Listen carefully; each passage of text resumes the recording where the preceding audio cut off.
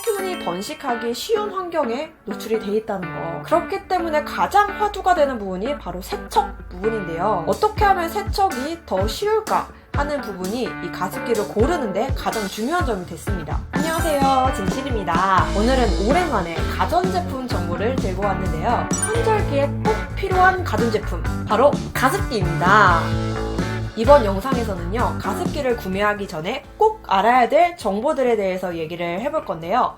이 영상 끝까지 보고 나시면 가습기 구매할 때 진짜 도움 많이 되실 거거든요. 끝까지 꼭 봐주시고요. 구독 버튼도 꼭 잊지 말고 눌러주시고 바로 영상 시작하겠습니다. 가습기는 건조한 실내를 촉촉하게 하기 위해서 사용하는 제품이잖아요. 실내가 건조하면 우리 피부뿐만 아니라 기관지도 같이 건조해지고 또 몸의 항상성 유지에도 좋지가 않은데요. 특히 요즘처럼 일교차가 큰 환절기에는 마른 기침이 많이 나오고 또 기관지가 약해질 수가 있기 때문에 적정한 실내 습도를 유지해주는 게 훨씬 중요합니다. 그리고 이 봄에는 이 미세먼지가 엄청 기승이잖아요. 적정 습도를 유지해주는 게 미세먼지 농도를 낮춰주는 데도 또 도움이 된다고 합니다. 여기서 말하는 적정 실내 습도라고 하는 거는 40도에서 60도 정도를 말하는데요. 요새는 가습기에 습도가 표시되는 제품들도 있지만 만약에 그렇지 않다면은 다이소에 가보시면 이렇게 5,000원이면은 습도계를 구매하실 수 있으니까 하나 장만해보시는 것도 좋을 것 같아요. 가습기는 방식에 따라서 크게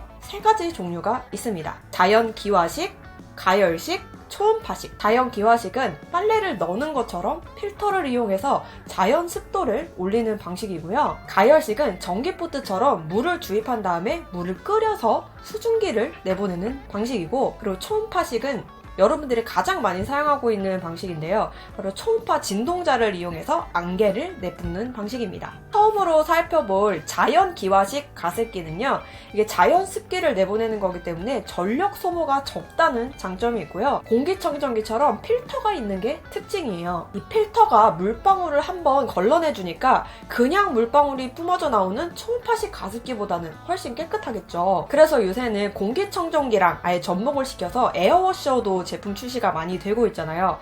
그래서 좀 가습기 안다 하시는 분들은 이 자연 기화식 가습기를 많이 사용하고 계시더라고요. 다만 이 자연 기화식 가습기는 빨래를 널어놓는 것처럼 천천히 습도가 올라가고 가습력이 그렇게 빵빵하지는 않아요. 그래도 뭐 적정 습도까지 올리는 데는 문제가 없고 유지도 잘 된다고 하니까 너무 걱정하실 필요는 없고요. 또 한 가지 크나큰 단점이 이게 필터를 이용하다 보니까 필터 세척이 번거롭다는 점. 그리고 6개월에서 1년 정도에 한 번씩은 이 필터를 주기적으로 교체해 주셔야 된다는 거. 그렇다 보니까 가격적인 면도 좀 고려를 해주셔야 될 것 같아요. 구매하실 때 이 교체하실 필터도 꼭 같이 구매하는 팁 잊지 마세요. 두 번째는 가열식 가습기 방식인데요. 가열식 가습기는 주전자에서 물을 끓이면 주둥이로 김이 막 나오는 것처럼 물을 끓여서 수증기를 내보내는 방식입니다. 끓인 물이다 보니까 물 속에 있는 불순물로부터 안전하고요. 원래 가습기를 틀면 이 물의 온도 때문에 실내 온도가 더 떨어지거든요. 근데 이 가열식 가습기는 물을 끓인 거기 때문에 실내 온도를 높여주는 효과가 있고요. 가습 효과가 빠르고 확실하다는 장점이 있습니다. 하지만 아이가 있거나 애완동물을 기르시는 분들에게는 좀 위험할 수가 있는데요. 가습기를 실수로 만졌다가 화상을 입는 일이 발생할 수가 있습니다. 가열하는 거기 때문에 소리가 부글부글 나요. 그래서 소음에 조금 민감하신 분들은 또 힘드실 수가 있어요. 또 가장 큰 단점 중에 하나가 열을 가하는 제품이다 보니까 전력 소모가 커서 전기세가 많이 나온다는 점, 이것도 고려를 해주셔야 될 것 같아요. 이게 물을 끓이는 거다 보니까 불순물로부터 안전하다는 것 외에는 좀 단점이 많은 방식인 것 같아요. 세 번째, 초음파식 방식인데요. 이 초음파식 가습기는 여러분들이 가장 많이 사용하고 계시는 제품이에요. 그렇다 보니까 내 입맛에 맞게 좋은 제품들도 많이 나와 있는데요. 다만 이 초음파식 가습기는 물방울을 그냥 그대로 내보내는 형태이기 때문에 세균이 번식하기 쉬운 환경에 노출이 돼 있다는 거. 그렇기 때문에 가장 화두가 되는 부분이 바로 세척 부분인데요. 어떻게 하면 세척이 더 쉬울까 하는 부분이 이 가습기를 고르는데 가장 중요한 점이 됐습니다. 초음파 가습기는 비교적 저렴하지만 계속 말씀드린 것처럼 세척을 좀 자주 해주셔야 되는데요. 세척은 베이킹소다, 구연산, 식초 등을 이용해서 천연세제를 만들어서 물통에 담아 두셨다가 흐르는 물에 물티슈로 그냥 살살 닦아주시기만 해도 깨끗하게 세척이 됩니다. 매일매일 세척해주시는 게 가장 좋지만 적어도 3일에 한 번씩은 꼭 세척을 해주셔야 됩니다. 건조하지 않으려고 가습기 쓰다가 집에 세균을 뿌리는 일을 만들면 안 되잖아요. 그리고 세척을 하는 것만큼 건조시키는 것도 굉장히 중요하기 때문에 건조도 바짝 잘 해주셔야 돼요. 가습기 쓰기 정말 힘들죠.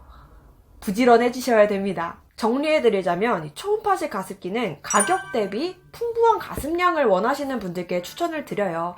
사실 가격이 싸다 보니까 가성비 때문에 구매하시는 분들이 많은데 말씀드린 것처럼 세척을 매일매일 해주셔야 되기 때문에 웬만하면 통세척이 가능한 제품을 추천을 드립니다. 네, 여기까지 가습기의 종류와 장단점에 대해서 알아봤는데요. 요새는 요 세 가지 방식을 좀 접목을 시켜서 복합식으로도 제품이 많이 나오더라고요.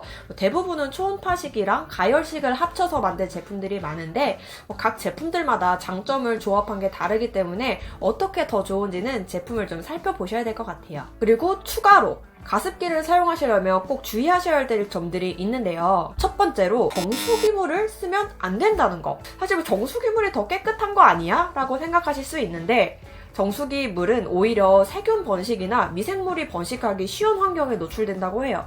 그래서 수돗물을 꼭 사용을 해주셔야 됩니다. 두 번째로 다른 가전제품들과 친해지면 안 되는데요. 컴퓨터나 TV 같은 가전제품에 가까이 두셨다가 이게 부품이 부식되거나 고장나게 만들 수가 있어요. 특히나 공기청정기랑은 좀 가까이 두면 안 되는데요. 공기청정기가 이 가습기에서 나오는 물을 미세먼지로 인식을 해서 터보가 막 돌아가요. 이게 실제로 미세먼지가 나오는 건 아니고 얘가 잘못 인식하는 거다 보니까 걱정은 안 하셔도 되는데 이게 터보가 막 돌아가면 전력 소모도 많이 되고 또 소리도 시끄럽잖아요. 웬만하면 떨어뜨려 놓는 게 좋겠죠. 그리고 세 번째, 이건 주의사항보다는 좀 꿀팁인데요.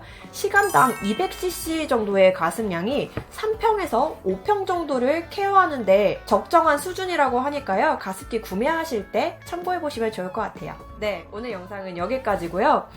가습기 종류나 장단점 잘 확인하셔서 여러분들께 어떤 가습기가 좋은지, 내가 어떤 제품을 구매할지 좀 도움이 많이 되셨으면 좋겠습니다. 오늘 제 영상이 도움이 되셨다면 좋아요와 구독 버튼 꼭 누르고 가주시고요. 다음번에서는 대용량 가습기 리뷰로 돌아오도록 하겠습니다. 안녕.